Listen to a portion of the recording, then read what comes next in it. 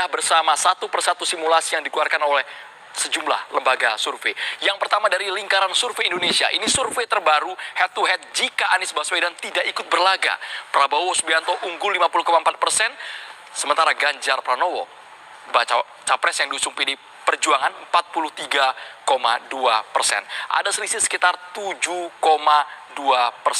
Dari LSI mengatakan ini jika ditempatkan Prabowo hanya bertemu dengan Ganjar Pranowo karena Anies Baswedan tersisih sebelum berlaga pada kontestasi Pilpres 2024.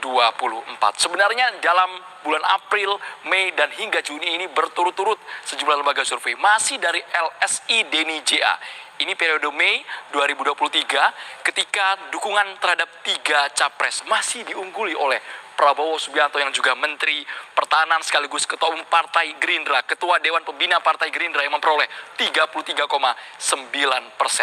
Ganjar Pranowo 31,9%, sementara Anies Baswedan terpaut cukup jauh hanya mendulang 20,8%.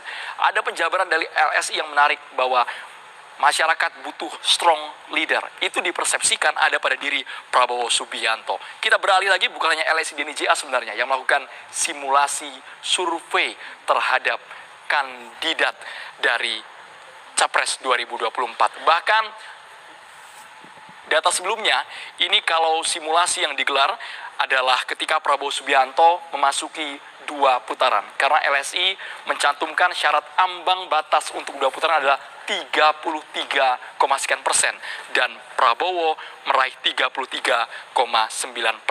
Kalau simulasi ini diterapkan untuk 2 putaran, Prabowo dianggap bisa memenangkan capres berdasarkan survei dari LSI.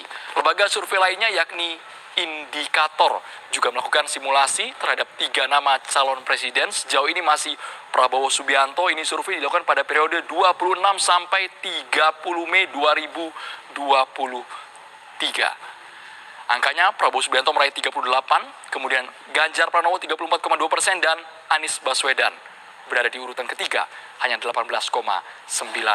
Di bulan April, lembaga survei Poltreking Hantayuda juga mengeluarkan rilis surveinya dan menjabarkan bahwa posisi Prabowo Subianto memperoleh 33,0%, kemudian Ganjar Pranowo 31,1% dan Anies Baswedan 22,4%. Sudah ada 3 lembaga survei, LSI Denny JA, kemudian Poltreking dan juga Indikator, semuanya memenangkan Prabowo Subianto